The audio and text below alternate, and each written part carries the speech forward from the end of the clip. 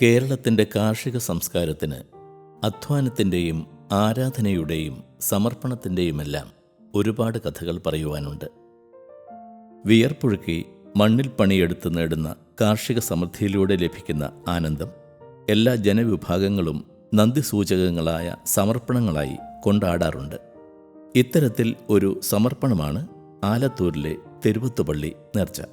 ഈ പള്ളിയെക്കുറിച്ചുള്ള ചരിത്രം ഒരു 500 വർഷങ്ങൾക്ക് മുമ്പ് ഇവിടെ മറവിട്ട് കിടക്കുന്ന മഹാനവർകൾ, ഞങ്ങൾ പറയുന്ന ഔലിയ, ഇവിടെ എത്തിച്ചേർന്നത് അറേബ്യയിൽ നിന്ന് തമിഴ്നാടിൻ്റെ ഇപ്പോൾ പറയപ്പെടുന്ന പറങ്കിപ്പേട്ട പറയുന്ന സ്ഥലത്ത്, മുമ്പ് മഹമൂദ് ബന്ദർ എന്നായിരുന്നു ആ സ്ഥലത്തിൻ്റെ പേര്. അവിടെ കോസ്റ്റൽ ഏരിയ ആണ്. അവിടെ വന്ന് ഇസ്ലാം മത പ്രചരണത്തിന് വേണ്ടി തമിഴ്നാടിൻ്റെ ഭാഗങ്ങളിൽ കൂടി യാത്ര ചെയ്ത് ഈ പ്രദേശത്ത് എത്തിച്ചേരുകയാണ് ഉണ്ടായത്. ഇവിടെ വന്ന സമയത്ത് ഈ ഇസ്ലാം മത പ്രചാരക പറഞ്ഞാൽ അതിൻ്റെ മതവിശ്വാസം നല്ലപോലെ ഉള്ള ആൾക്കാരായതുകൊണ്ട് ആരെങ്കിലും ഭൂമിയിൽ വന്ന് പ്രാർത്ഥനയ്ക്ക് അവരുടെ സമ്മതമില്ലാതെ ഇരിക്കില്ല. ഈ സ്ഥലത്തിൻ്റെ ഉടമസ്ഥ ആരാണെന്ന് നാം അന്വേഷിക്കുകയും അത് ഇവിടുത്തെ അന്നത്തെ നാടുവാഴിയായിരുന്ന ഇളയാട് നായർ തറവാട്ടിലെ ഒരു കാരണവരാണ് ഇതിൻ്റെ അധിപൻ എന്ന് മനസ്സിലാക്കി അദ്ദേഹത്തെ സമീപിച്ച് തൻ്റെ ആവശ്യം അറിയിച്ചു. അവിടുത്തെ നാടുവാഴി പറഞ്ഞത്, ഇവിടെ ഭയങ്കരമായ വരൾച്ചയും ഇതെല്ലാം ഏർപ്പെട്ടുകൊണ്ടിരിക്കുന്ന സമയമാണ്. ഇവിടെ കാർഷിക വിളകളെല്ലാം നശിച്ച് ഉണങ്ങിയിരിക്കുകയാണ്. കന്നുകാലി മൃഗങ്ങൾക്ക്, അത് വളർത്തുമൃഗങ്ങൾക്ക് പോലും വെള്ളം കിട്ടാതെ വിഷമിച്ചിരിക്കുകയാണ്. ഈ സന്ദർഭത്തിൽ ഒരു ദാനധർമ്മം ചെയ്യാനുള്ള ഒരു മാനസികാവസ്ഥയിലല്ല എന്ന് അദ്ദേഹം അറിയിച്ചു. അപ്പോൾ അദ്ദേഹത്തിൻ്റെ ആ വിഷമം മനസ്സിലാക്കി ഈ വന്ന ദിവ്യൻ അദ്ദേഹത്തിനോട് ഒരു കാര്യം പറഞ്ഞു: നിങ്ങളുടെ കൃഷി സ്ഥലങ്ങളിൽ വെള്ളം നിൽക്കാൻ പാകത്തിൽ ഇതിൻ്റെ വരമ്പുകളെല്ലാം കെട്ടി വെച്ചോളൂ, അത് ഞാൻ പ്രാർത്ഥിക്കാം, നിങ്ങൾക്ക് ഗുണമുണ്ടാകും എന്ന് പറയുകയും അദ്ദേഹം അങ്ങനെ ദൈവത്തോട് പ്രാർത്ഥിക്കുകയും അന്ന് രാത്രി തന്നെ അതിഗംഭീരമായ മഴ ഈ പ്രദേശത്ത് മാത്രമായിട്ട് ലഭിക്കുകയും ചെയ്തു. പിന്നീട് അത് മനസ്സിലായി ഇദ്ദേഹം വളരെ ദിവ്യനാണെന്ന് പറഞ്ഞ് ഇവിടെ ഈ സ്ഥലം അദ്ദേഹത്തിന് ദാനമായി കൊടുത്തു. അങ്ങനെ ഈ സ്ഥലത്ത് തന്നെ അദ്ദേഹം പ്രാർത്ഥനാ നിരതനായി ഇവിടെ കുറച്ച് നാളും താമസിക്കുകയുണ്ടായി. കാലാന്തരത്തിൽ ഈ സംഭവത്തിൻ്റെ ഒരു ഓർമ്മ പുതുക്കൽ എന്ന നിലയിലാണ് ആണ്ടുതോറും മകരമാസത്തിലെ പൗർണമി ദിനത്തിൽ വലിയൊരു നേർച്ച ഇവിടെ കൊണ്ടാടുന്നത്. ക്ഷേത്രങ്ങളിൽ പ്രസാദം നൽകുന്നതിന് സമാനമായി ഇവിടെ നൽകപ്പെടുന്നത് ഇവിടുത്തെ മണ്ണാണ്. ഇതിനെ പൂമണ്ണ് എന്നാണ് വിശേഷിപ്പിക്കുന്നത്. പൂമണ്ണിൻ്റെ ഐതിഹ്യം ഇതാണ് മനസ്സിലാക്കിയിരിക്കുന്നത്. അദ്ദേഹത്തിൻ്റെ കാലത്ത് തന്നെ ഇവിടെ എനിക്ക് ദാനം കിട്ടിയ സ്ഥലമാണല്ലോ, അതുകൊണ്ട് മണ്ണിന്ന് നമുക്ക് തന്നു. അതേ ആ ഇത് ഉപയോഗിച്ച് മറ്റുള്ള ഇത് പ്രസാദമായി കൊടുത്തു. അങ്ങനെയാണ് ഇത്. ഈ പൂമണ്ണ് കൃഷിയിടത്തിൽ വിതറി ആ കൃഷിയിൽ നിന്നും ലഭിക്കുന്ന വിളവിൽ ഒരു ഭാഗം തനിക്ക് ലഭിച്ച അഭിവൃദ്ധിയുടെ സമർപ്പണമായി ഇവിടെ നൽകുകയാണ് ജാതിമത ഭേദമന്യേ കർഷകർ ചെയ്തു വരുന്നത്. ഇതിന് സമാനമായി കാണാവുന്ന മറ്റൊരു ആചാരമാണ് ആറാട്ടുപുഴ പൂരത്തോട് അനുബന്ധിച്ച് നടക്കുന്ന തൃപ്രയാർ തേവരുടെ ചാലുകുത്തൽ എന്ന ചടങ്ങ്. ഇവിടെയും മണ്ണ് പ്രസാദമായി നൽകപ്പെടുകയാണ്. അദ്ദേഹം വന്നപ്പോൾ അദ്ദേഹത്തിൻ്റെ കയ്യിൽ ഒരു വടിയുണ്ടായി. അതിൽ നിന്നുണ്ടായതാണ് ഈ മരം എന്നാണ് 100% ആൾക്കാർ വിശ്വസിക്കുന്നത്. അങ്ങനെ തന്നെയാണ് ഞങ്ങളും മനസ്സിലാക്കുന്നത്. ഈ തിരുവത്തപ്പള്ളിയിൽ വരുന്ന കാണിക്കകൾ പറഞ്ഞാൽ കാർഷിക വിളകളാണ് കൂടുതൽ വരുന്നത്.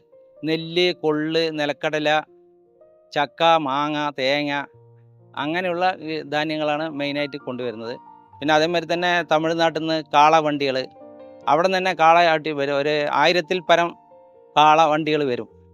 അത് ഒരു 3-4 ദിവസം ഈ നേർച്ചൻ്റെ മുമ്പ് തുടങ്ങും. അവർ വരും. ഇവിടെ വന്ന് ഒരു 2-3 ദിവസം തമ്പടിച്ച് താമസിച്ച് ഭക്ഷണം വെച്ച് ഉണ്ടാക്കി പള്ളിയിൽ വന്ന് കോഴി അറുത്തിട്ടാണ് അവർ ഭക്ഷണം ഉണ്ടാക്കുക.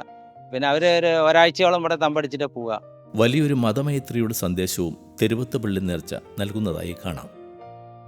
തമിഴ്നാട്ടിലൂടെ സഞ്ചരിച്ച് ഇവിടെ എത്തിയ മതപ്രചാരകൻ്റെ യാത്രയെ അനുസ്മരിപ്പിക്കുന്നതിനായി ആയിരക്കണക്കിന് കാളവണ്ടികൾ തമിഴ്നാട്ടിൽ നിന്നും ഇവിടെ ദിവസങ്ങൾക്ക് മുമ്പേ എത്തിച്ചേരുന്നു എന്നത് ഈ ആഘോഷത്തിൻ്റെ മഹത്വം വിളിച്ചോതുന്നു. വരുന്നവർക്കെല്ലാം സമൃദ്ധമായ ഭക്ഷണം നൽകുന്നു എന്നതും തെരുവത്ത് നേർച്ചയുടെ സവിശേഷതയാണ്. നാൽക്കാലികൾക്ക് അസുഖങ്ങൾ വന്നു കഴിഞ്ഞാൽ നേർച്ചയായിട്ട് കാളയ്ക്ക് കാണിക്ക് പൈസ പിന്നെ കൊമ്പിൽ കെട്ടിക്കൊണ്ട് കൊണ്ടുവരും. അങ്ങനെ ഇവിടെ പ്രദർശനം വെച്ചുകൊണ്ട് കൊണ്ടുവരാറുണ്ട്. ഒരു ജനതയുടെ കാർഷിക സമ്പൽ സമൃദ്ധിയുടെ നന്ദി സൂചകമായി സമർപ്പിക്കപ്പെടുന്ന വൈവിധ്യമാർന്ന കാർഷിക വിളകളുടെ കലവറയായി മാറുകയാണ് ആലത്തൂരിലെ തെരുവത്തുപള്ളി. തെരുവത്തുപള്ളി നേർച്ചയോട് ചേർത്ത് വയ്ക്കാവുന്ന മറ്റൊരു ആഘോഷമാണ് പട്ടാമ്പി നേർച്ച എന്നറിയപ്പെടുന്ന ഉത്സവം.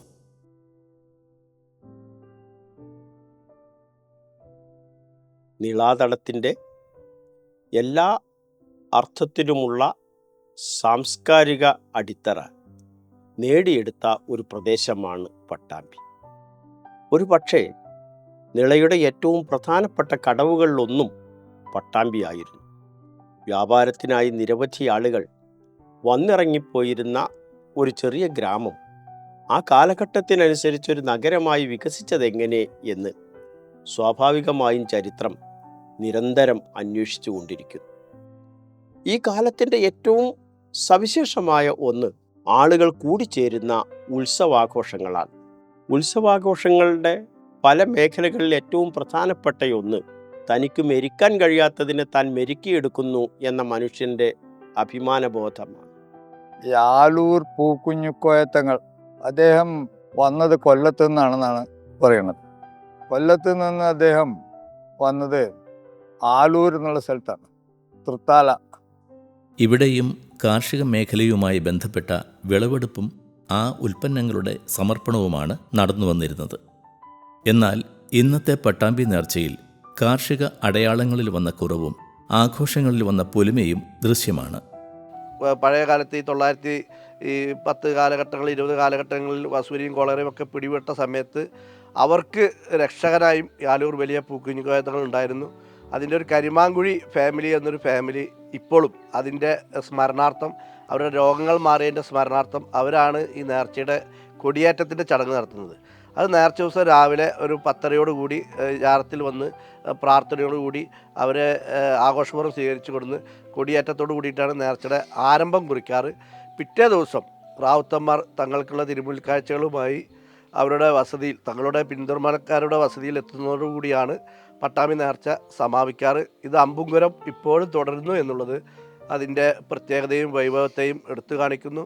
ഇവിടുത്തെ ചടങ്ങുകൾക്ക് നേതൃത്വം നൽകുന്നവരിൽ എല്ലാ ജാതി മതസ്ഥരും ഒരുപോലെ പ്രവർത്തിക്കുന്നു എന്നതാണ് വലിയ പ്രത്യേകത. ആലത്തൂരിലും പട്ടാമ്പിയിലും ഒരുമയുടെയും മതസൗഹാർദ്ദത്തിൻ്റെയും സന്ദേശങ്ങൾ ഒരുപോലെ വിളംബരം ചെയ്യപ്പെടുന്നു. എല്ലാ ഉത്സവവും വ്യാപാര ബന്ധങ്ങളുമായി കൂട്ടുപിണഞ്ഞ് കിടക്കുന്നതാണ് എന്ന് നമുക്കറിയാം. വിളയുണ്ടാക്കുകയും അത് വിപണിയിലെത്തിക്കുകയും അവനവൻ്റെ വിയർപ്പും അധ്വാനവും കൂടിച്ചേർന്ന് ജീവിതത്തിലെ ഉത്സവങ്ങളെക്കുറിച്ച് ചിന്തിക്കുകയും ചെയ്ത ദരിദ്ര ലക്ഷങ്ങളാണ് യഥാർത്ഥത്തിൽ നേർച്ചയിലേക്ക് ഒഴുകിയെത്തിയിരുന്നത് എന്ന കാര്യം ഓർക്ക്.